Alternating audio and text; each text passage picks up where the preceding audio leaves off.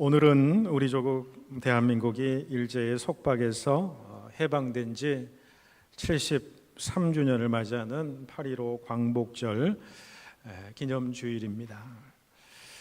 광복절은 1945년 8월 15일 일본 제국주의에서 해방된 날을 기념하는 절기이지요. 말하자면 해방절기다라고 볼 수가 있습니다.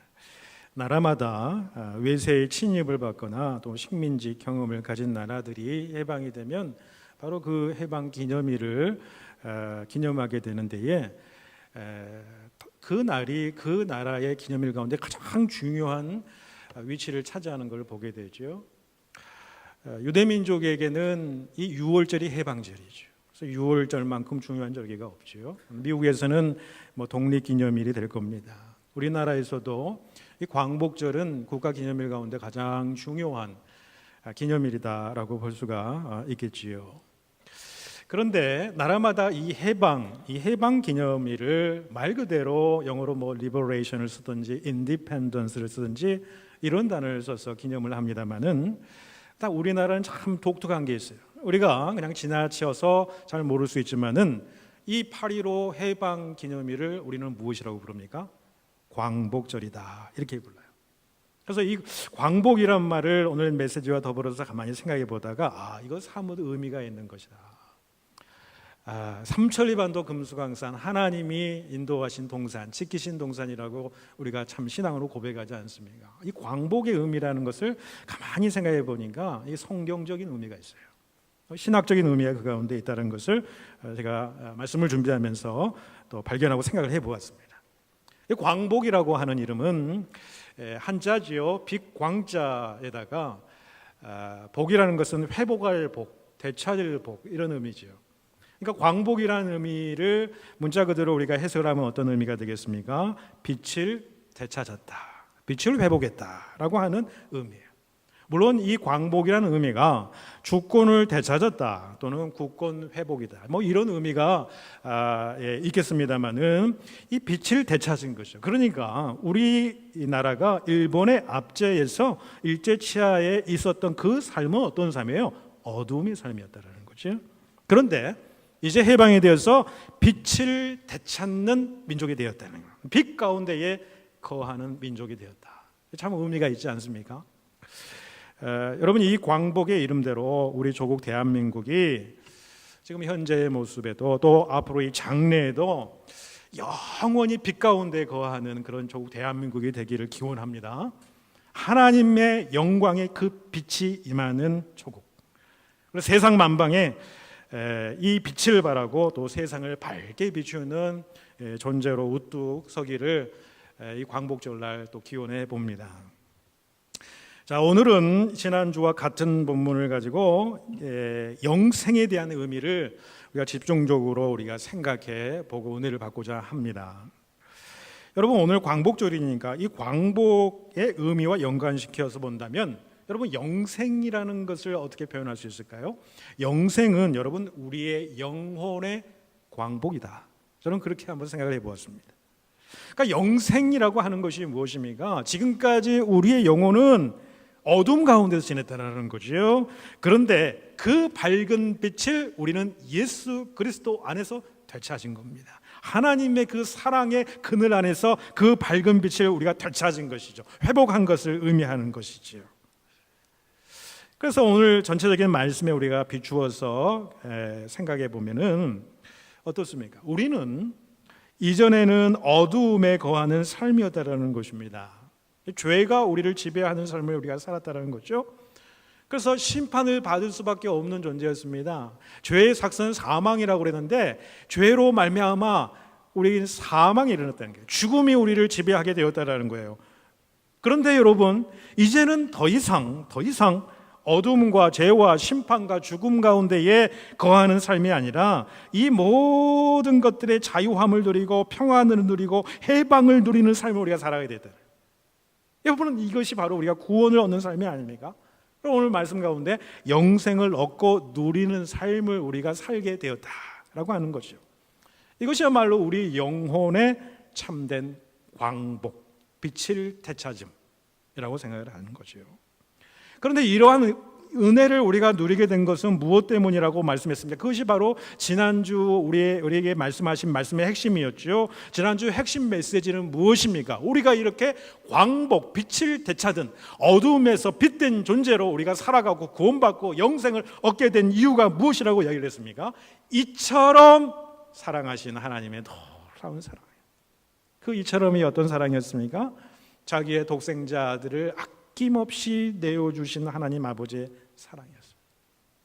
그리고 그 아버지의 사랑과 그 아버지의 뜻을 받들어서 묵묵하게 순종하시면서 십자가의 길을 가셨던 예수 그리스도의 십자가의 그 사랑, 그 사랑의 깊이와 넓이로 우리에게 부어진 것, 그것이 뭡니까? 바로 우리가 얻은 구원이요 영생을 누리는 삶이라는 것입니다. 그렇다면 오늘 이 시간에 우리가 더 깊이 질문해야 될 내용은 뭐냐면, 그러면 이 영생의 삶이라는 게 무엇이냐는 거예요. 그리고 우리가 영생을 주었다는데 이 영생을 누리고 사는 삶이라는 것이 무슨 삶을 의미하는 것인가? 우리 깊이 생각해 보기를 좀 원합니다. 여러분, 우리 인간에게는요, 모든 인류에게는요, 이 영원에 대한 본능이 있습니다. 그러니까 영원 희구 본능, 영원히 살고자 하는 그 욕구, 본능이 그 인간의 마음속에 다 있다라고 하는 것이죠. 여러분, 우리가 잘 알듯이 중국 역사 최초로 그 대륙을 통일했던 진시황이지 않습니까? 진시황이 천하를 손에 쥐게 되니까 이제는 불로장생하며 영원토록 황제 노릇을 하기를 원했죠. 그래서 어떻게 됩니까? 불로초를 구하라고 동방의 사신들을 파견하지 않습니까? 그러나 결국은 어떻습니까? 결국 49살에 객사했다라는 것을 우리가 보게 되지요. 여러분, 인간은 동서고금을 막론하고 영혼을 희구하고 스스로 영원히 살고자 노력하는 모습들이 동서고금, 서양이나 동양이나 할 것이 다 나타난다는 거예요. 그럼 고대인들은 보십시오. 4, 5세기를 굳게 믿고 사람이 죽으면은 무덤에 여러 가지 부장품들을 같이 집어넣잖아요. 심지어는 자기의 아내, 자기의 첩들, 그다음에 시종들까지 살아 있는 채로 거기다 같이 생매장하는 이런 일도 우리가 볼 수가 있는 것을 보게 되지요. 우리가 신앙적으로, 우리가 기독교는 4, 5세기를 믿는 내세 신앙을 가지고 있는 것이 우리 기독교 신앙 아닙니까? 우리가 내세를 간다고 했을 때 표현이 뭡니까? 요단강을 건넌다. 요단강을 건넌다, 이런 표현을 한단 말이에요. 그런데 우리 성경에만 있는 표현이 아니에요. 여러분, 고대 이집트, 애굽에서는 어떻게 했습니까? 무덤, 사람이 죽으면 무덤에 작은 배를 집어넣었어요. 왜 집어넣냐면은 죽으면 배 타고 저승으로 가게 되는데 그 배를 타고 가라고 작은 배를 넣었다는 거예요. 여러분, 그리스에서는 어떻게 했냐면은 사람의 입에다가 죽으면요 돈을 이렇게 집어넣었어요. 죽은 다음에 강을 건너야 되는데 그 뱃삭을 해라, 이렇게 해서 집어넣는 거예요. 여러분, 우리나라도 여러분 노잣돈이라는 거 여러분 들어보셨을 거라 생각합니다. 저승 가는 길에 노잣돈을 두둑히 챙겨줘야 된다, 이렇게 이야기를 하지 않습니까? 우리 옛날 어른들이. 그래야지 저승사자, 저승의 세계를 갈 때 저승사자가 잘 대접해서 저승에서 잘 삶을 산다, 이런 삶을 이야기하는 거죠. 이게 무엇을 의미합니까? 내세 본능이라는 게 인간 안에 심어져 있다는 거예요. 이 생의 삶이 끝나는 게 아니라 내세, 영원한 삶이 우리에게 주어졌다는 거예요. 그 영원한 삶을 우리가 어떻게 살아갈 것인가, 그 마음이 사람들한테 다 있다라는 거지요. 그런데 여러분, 이 영원을 사모하는 마음 또는 이 내세 본능, 이것이 사람들에게 본능적으로 가지고 있는 이유가 무엇일까요? 그것은 여러분, 이건 성경적으로 말씀해 드릴 수 있는 겁니다. 이게 성경적인 진리입니다. 왜? 인간은 영원을 사모하는 마음이 있느니라 하나님께서 말씀하셨어요. 전도서 3장 11절에 보시면 이렇게 말씀하시죠. 하나님이 모든 것을 지으시되 때를 따라 아름답게 하셨고 또 사람들에게는 영원을 사모하는 마음을 주셨느니라. 영원을 사모하는 마음을 주셨다. 영생에 대한 사모함이 있다는 거죠. 영원을 사모하는 마음이 왜 생겼을까요? 그러면 우리가 신앙적으로, 성경적으로 보면 이렇습니다. 인간은 원래 어떻게 창조되었습니까? 하나님의 형상대로 창조가 되었어요. 하나님의 형상대로 창조되었다는 것은 우리의 겉모양이 하나님의 어떤 모습으로 창조되었다는 것이 아닙니다. 삼위일체 하나님은 영원전부터 영원까지 지금까지 이르러서 세 하나님이신데 그 세 하나님이 서로가 하나가 되어서 서로 깊이 교제 나누고 사귐과 나눔 가운데에 세 분이지만 하나가 되는 그런 놀라운 그런 하나됨의 역사예요. 이게 사귐의 역사예요. 이게 여러분 하나님의 형상대로 우리가 창조되어서 우리는 하나님과의 관계성 속에서 우리가 하나님의 형상대로 창조된 인간은 영원을 누리면서 살아가도록 원래 인간은 창조되었다라고 한다라는 거죠. 그러니까 영혼을 지닌 하나님의 형상을 지닌 사람은 어떤 사람이냐면 하나님과 친밀한 교제와 서로 사랑을 나누는 서로 상호 교통하는 그런 존재로 영생하도록 원래 지음을 받은 것이 어떤 존재예요? 우리 인간이라는 사람이라고 하는 존재예요. 그런데 여러분 어떻습니까? 인간은 하나님 앞에 불순종하지요. 죄를 짓게 됩니다. 결국 하나님의 교제가 끊겨버리는 거예요. 하나님의 교제가 끊겨버리니까 그 다음에 들어온 거 무엇입니까? 인간의 유한한 삶이 그때부터 들어온 거예요. 불완전한 삶이 들어오는 거예요. 인간 세계에 모든 질병이 들어오지요. 절망이 들어오죠. 한숨 소리가 들어오게 되지요. 인간의 고통이 들어옵니다. 인간의 눈물이 그 가운데 들어와요. 그리고 죽음이 인간의 세상을 사로잡는 거예요. 그때 상실한 것이 무엇입니까? 영생이에요. 영생. 원래 우리 인간에는 영생이 주어져 있는 거예요. 근데 그걸 상실해 버렸기 때문에 우리 영혼 깊은 곳에서는 그 영혼을 사모하는 마음이 깊이 아로 새겨져 있다라고 하는 것이지요. 자, 그런데 여러분, 복음이라는 것이 무엇입니까? 복음이라고 하는 것은 여러분 무엇입니까? 우리에게 영생의 길이 주어졌다라는 거 아니겠습니까? 그런 생명의 주인 되신 하나님께서 당신의 사랑으로 말미암아 참 영생의 길을 우리에게 다시 열어주셨다라는 거예요. 그것은 뭡니까? 예수 그리스도 안에 있는 영생을 우리에게 주셨다는 거예요. 예수 그리스도를 통해서 예수 그리스도 안에서 누리는 영생을 우리에게 주셨다는 거예요. 이 사도 요한은요, 영생을 말할 때에 항상 따라붙은 단어가 있는데 그게 뭐냐면 바로 예수 그리스도 안에서라고 하는 단어가 따라붙습니다. 요한일서 5장 11절 말씀해 보시면 또 증거는 이것이니 하나님이 우리에게 영생을 주신 것과 이 생명이 그의 아들, 그러니까 그 예수님 안에 있는 그것이니라. 하나님이 우리에게 영생을 선물로 주셨어요. 근데 그 영생, 그 생명은 어디에 있는 것입니까? 예수 그리스도 안에 있는 거예요. 하나님이 우리에게 주신 영생은 예수 그리스도를 통해서 주시고 예수 그리스도 안에서 누릴 수 있는 것이 영생이다라고 한다는 사실이에요. 예수님 자신이 생명의 근원 되신다는 그런 말씀이죠. 하나님이 우리에게 예수 그리스도를 보내주심이 곧 영생을 우리에게 주셨다라고 하는 의미라는 거죠. 왜요? 예수 그리스도 안에서 끊겨진 하나님과의 관계가 이제 회복이 되었거든요. 하나님의 관계가 끊어지게 되니까 죄가 들어오고 죄가 들어오니까 죽음이 들어오고 그것이 영생의 삶을 가로막았던 것이죠. 그런데 예수님을 우리에게 선물로 주시는 결과 그 예수 그리스도를 통해서 예수 그리스도 안에서 하나님과의 관계가 회복이 되는 거예요.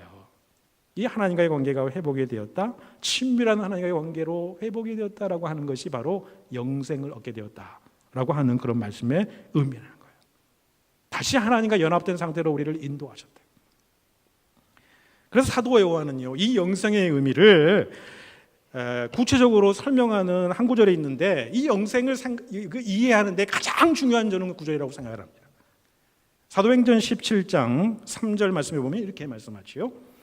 영생은 곧 유일하신 참 하나님과 그가 보내신 자 예수 그리스도를 아는 것이니라, 그렇게 말씀해요. 유일하신 참 하나님 그리고 그가 보내신 자 예수 그리스도를 아는 것이 영생이랍니다. 아는 것이.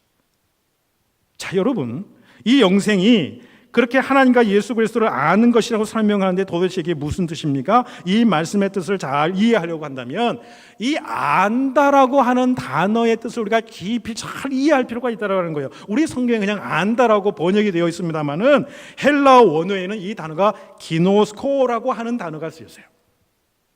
근데 이 기노스코라고 하는 헬라어 단어의 뜻은 어떤 뜻이 있냐면은 단순히 내가 머리로 지식적으로 아는 것이 아니에요. 그렇게 아는 것이 아니라 내가 관계를 통해서, 깊은 교제를 통해서, 깊은 릴레이션십을 통해서 그 사람을 깊이 경험하고 깊이 체험해서 아는 지식을 말하는 거예요.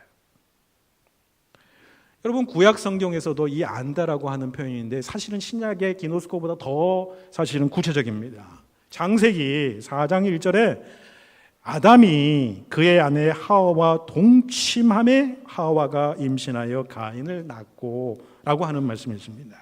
여기에서 동침함에라고 하는 말이 있는데 이것은 히브리어 야다의 번역을 우리말로 할 때 동침함에라고 하는 말로 번역을 한 거예요. 그런데 이 번역은요, 여러분, 의역입니다. 의역. 그러니까 야다라고 하는 이 단어를 그대로 직역을 하면 뭐냐면 아담이 그의 아내 하와를 알매라고 하는 거예요. 그래서 여러분, 안다라는 게 안다라는 것을 동침한다로 되나요? 부부간에 가장 은밀하고 가장 퍼스널하고 가장 그 사랑의 그 깊이를 알고 깊이를 다루고 있는, 그래서 상대방을 깊이 알고 체험하는 그런 단어가 야다, 기노스코라고 하는 단어예요. 그러니까 하나님을 깊이 경험하고 깊이 교제하고 그 예수 그리스도의 사랑 가운데 거하는 자에게 주시는 것이 무엇입니까? 그것을 체험한 자에게 주시는 것이 영생이에요. 영생. 그리고 그 하나님과 예수 그리스도와 교제를 나누는 그런 삶을 살아가는 것이 우리가 영생을 누리는 삶을 살아간다고 볼 수 있는 거예요. 여러분, 성경에서는 하나님께서 우리를 아신다, 우리를 아신다라고 하는 표현을 참 기가 막히게 멋들어지게 어떻게 이렇게 표현을 할 수 있을까? 그의 신앙으로 하나님을 경험하면서 하나님이 나를 어떻게 생각하시는가? 이 부분을 시편 139편에서 시편의 저자가 아주 기가 막히게 이런 고백을 하고 있는데, 하나님은 우리를 어떻게 아시느냐? 주께서 나의 앉고 일어섬을 아신다, 그렇게 표현합니다. 나의 모든 길을 아시고 내가 눕는 것도 아시고 나의 모든 행위를 아신다는 거예요. 나의 혀의 모든 말도 다 아신다라고 말씀하십니다. 심지어는 13절에 보시면은 내 내장을 지으시고 나의 모태에서부터 나를 만드셨습니다, 그렇게 이야기를 해요. 그리고 16절에 보시면 내 형질이 이루어지기 전에 주의 눈이 보셨으며 나를 위하여 정한 날이 하루도 되기 전에 주의 책에 다 기록되었나이다. 나보다 나를 더 잘 아시는 하나님이야. 그 주님이라는 거예요. 나의 머리카락도 세신 하나님, 나의 앉고 일어섬도 아시고 눕는 거 모든 행함 모든 말들 다 아시고 내 내장을 지으시고 내 모태에서부터 나를 지으시고 나를 아시는, 나보다 더 나를 잘 아시는 그 하나님이에요. 그 하나님이시기에 그 하나님이 나에게 어떤 삶으로 다가가느냐, 그 시편의 저자는 이렇게 이야기를 합니다. 9절 10절에서 내가 새벽 날개를 치며 바다 끝에 가서 거주할지라도 거기서 주의 손이 나를 인도하시며 주의 오른손이 나를 붙드심이로다. 나를 그렇게 잘 아시는, 나를 나보다 더 잘 아시는 그 주님이에요. 내가 세상 끝에 가서 내가 거주할지라도, 내가 환난의 끝에 가서 거주할지라도, 내 어려움의 끝에 가서 내가 거주할지라도, 어떤 상황 가운데 거주할지라도 주의 손이 나를 인도하신다는 거예요. 주의 오른손으로, 능력의 손으로 나를 붙드신다라고 하는 그런 고백을 하잖아요. 여러분, 그래서 우리는 우리를 너무나도 잘 아시는 그 하나님, 우리의 인생의 과거도 아시고 현재도 아시고 미래까지 아시고 우리를 섭리하시고 세밀하게 인도하시는 그 하나님, 그 하나님을 내가 인격적으로 만나게 되니까, 인격적으로 그분을 경험하게 되니까 그분은 무엇보다도 사랑이시더라, 사랑이시더라, 사랑의 하나님이시구나. 그걸 내가 체험적으로 아는 거예요. 체험적으로 아는 거예요. 그래서 우리가 할 수 있는 건 뭐예요? 우리 자신을 기꺼이 주님 앞에 내어드린다라는 거죠. 우리 자신을 드리는 겁니다. 그분께 우리의 모든 것을 다 맡길 수 있게 되더라는 거예요. 오직 그분만을 신뢰하고 기꺼이 그분의 말씀 앞에 순종할 수 있게 되더라는 거예요. 왜요? 그 주님을 알고 주님을 경험하니 그분이 사랑이 충만하신 분이시고 나를 인도하시고 섭리하시고 나보다 나를 잘 아시고 나의 미래의 모든 장래의 저 영혼의 일까지 나를 인도하실 그분임을 내가 믿음으로 고백하기 때문에 내 삶의 모든 것을 다 맡길 수 있는 거죠. 신뢰할 수 있는 거죠. 이게 여러분 주님을 아는 것입니다. 주님을 아는 거예요. 이게 영생입니다. 그리고 주님을 알게 되고요, 주님을 정말 인격적으로 우리가 체험하게 되면 반드시 삶이 변화가 됩니다. 우리가 너무나도 잘 아는 찬송가 305장 Amazing Grace, 나 같은 죄인 살리신. 미국의 대통령 오바마 대통령도 참 어렵고 힘든 국가에 난제가 있을 때마다 국민들 앞에 연설하면서 이 절을 부르잖아요. 나 같은 죄인 살리신. 부르면 온 백성들이 다 같이 노래 부르면서 그 노래예요. 여러분, 이 노래를 작사한 분을 잘 아시잖아요. 존 뉴턴이라고 하는 목사님이시잖아요. 이 목사님은 20세에 이미 노예 매매에 종사했던 사람입니다. 나중에는 노예선의 소유주의자 선장이었죠. 아주 악명이 높은 사람이었습니다. 1748년 5월 10일 그에게는 잊지 못할 날이었습니다. 폭풍 속에서 난파의 위기에 처하게 되지요. 죽음의 공포가 자기를 휩싸게 됩니다. 그때서야 하나님 앞에 무릎 꿇는 거지요. 기도합니다. 그러더니 사납던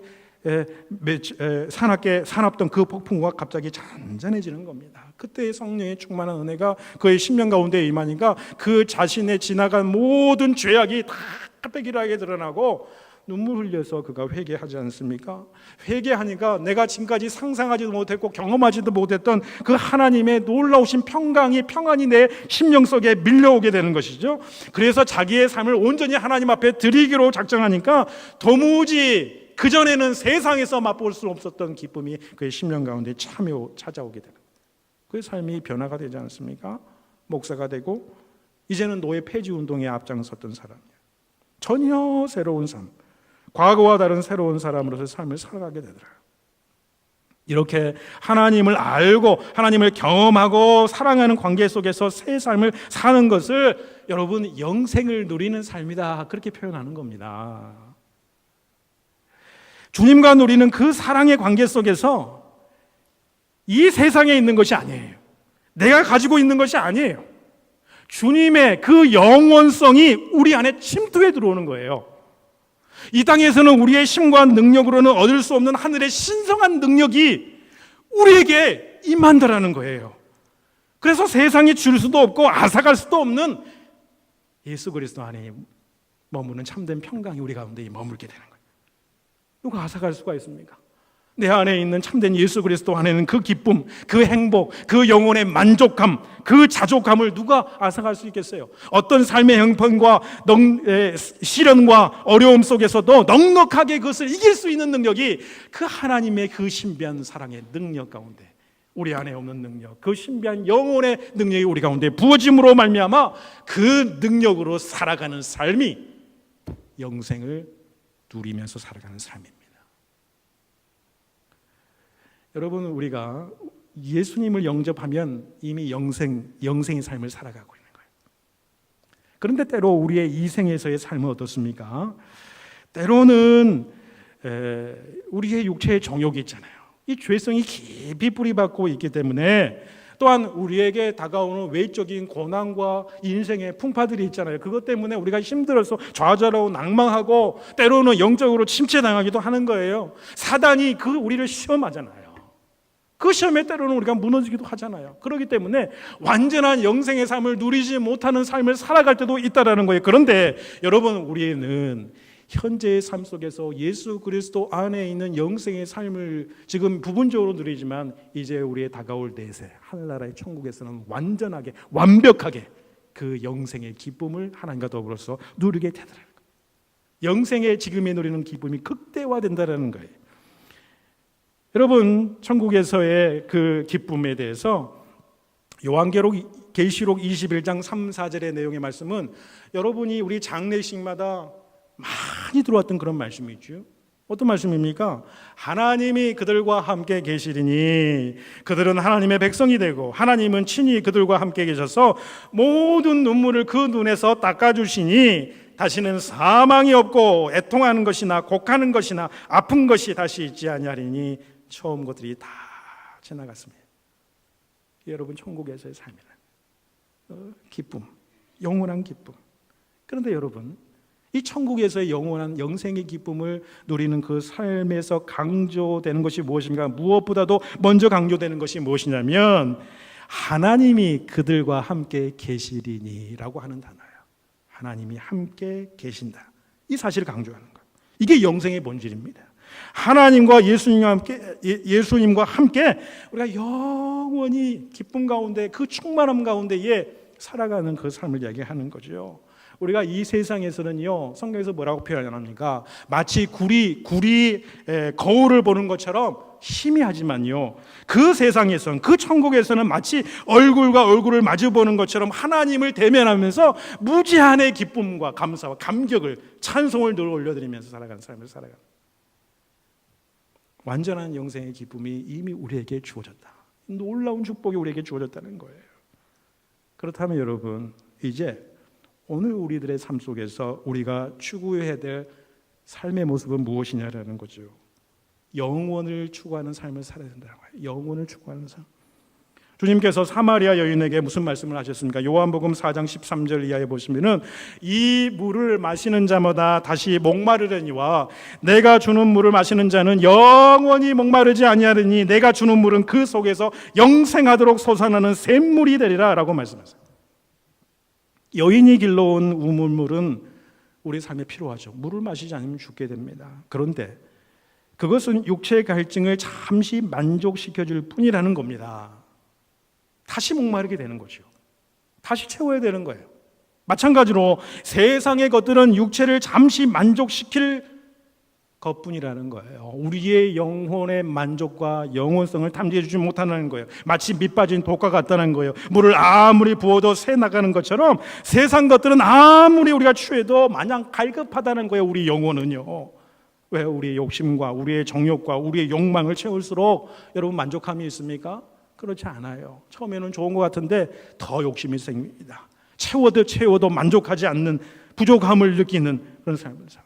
채워도 세상 것은 우리의 영혼의 빈 공간을 채울 수가 없는 거예요. 그건 왜 그렇습니까? 사도 요한이 요한일서 2장 17절에서 말씀하듯이 이 세상 것은 다 지나가는 것이기 때문이라고 그렇게 말씀하는 거예요.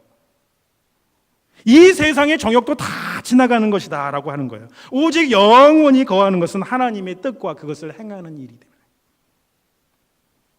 이 세상적인 것은요, 여러분 어떤 것이라도요 임시적인 거예요. 아무리 좋은 것이라도 여러분 영혼까지 우리가 가지고 갈 수 있습니까? 아주 임시적인 겁니다. 다 지나가 버릴 것이라는 거예요. 이 지나갈 것으로는 우리의 영혼성을 담지하지 못한다는 거예요. 우리의 영혼을 채울 수도 만족시킬 수도 없다라는 것입니다. 오직 우리 예수님이 주시는 물만이 우리의 영혼을 만족시킨다. 내 갈급한 영혼을 적셔주시는 샘물은 바로 예수가 주시는 물, 그게 바로 영생의 물이다. 그 물은요 절대로 고갈되지가 않아요. 신비스러운 물이에요. 영생하도록 솟아나는 샘물이 되리라 그렇게 말씀하잖아요. 한도 없이 계속 뿜어져 나오는 생수, 오히려 더 깊은 맛을 내고 오히려 더 시원한 맛을 내고 뽑으면 뽑을수록 더 풍성한 생수가 흘러나오는 그 생수처럼 예수 그리스도 안에서 계속해서 우리에게 신선한 생명력을 더해 주시는 거예요. 예수님을 인격적으로 만난 이후에 시작된 영생의 기쁨은요, 그분을 더욱 깊이 알고 더 많이 경험할수록 그 영생의 기쁨은요 갈수록 커져가고 풍성해진다는 거예요. 똑같은 기쁨이 아니라는 거예요. 그래서 C.S. 루이스는 이런 말을 했습니다. 아주 멋들어진 말이라고 생각하는데, 영생은, 천국은 날마다 만나도 가슴 설레는 첫사랑의 향연이다. 얼마나 멋들어진 말인지 모르겠어요. 영생은 날마다 만나도 가슴 설레는 첫사랑의 향연이다. 여러분 첫사랑 한번 생각해 보십시오. 너무 오래돼서 생각이 안 되십니까? 여러분 첫사랑을 생각해 보시면 얼마나 가슴 설레는 일입니까? 가슴 설레죠. 처음 사랑에 빠지게 되면요 자꾸 만나고 싶잖아요. 만나고 싶고 상대방을 더 알고 싶어요. 인격적으로 경험하고 싶은 거예요. 만나도 뭐 새롭게 다가오지 않는 거 아니겠어요? 여러분 사람이 사람을 사랑할 때도 이러할진데 무한하신 하나님이시잖아요. 이 우주 만물을 창조하신 그 하나님이에요. 무한대의 하나님이에요. 우리가 경험하는 하나님은 10억 분의 1도 안 될 거예요. 그 무한하신 하나님의 풍성하신 그 하나님, 그 하나님의 사랑과 그 주님, 주님의 그 사랑과 삶을 함께 나누고 교제하는 게 여러분 얼마나 무궁무진하고 풍성하겠냐라고 하는 것이지요. 만나면 만날수록, 경험하면 경험할수록 내가 지금까지 경험하지 못했던 신비한 세계들을 내가 경험하는 거예요. 천국에서는 완전한 그런 기쁨을 우리가 누리겠지요. 우리는 지금 이 생의 삶에서 주님을 만나면 만날수록, 경험하면 경험할수록, 주님을 더 깊이 사모하면 사모할수록, 우리의 인생 가운데 다가오신 예수님을 더욱더 인격적으로 만나면 만날수록 우리의 영생의 기쁨에 그 풍성함이 더욱더 커져가고 날로 새로워지는 거예요. 날로 새로워지는 거예요. 여러분, 주님 안에서, 주님 안에 거하심으로 영혼의 참된 만족과 기쁨을 누리시고 주님과 교제하며 주님과 동행하는 삶을 통해서 영생의 삶을 오늘도 누리시기를 간절히 축복해 드립니다. 기도드리겠습니다.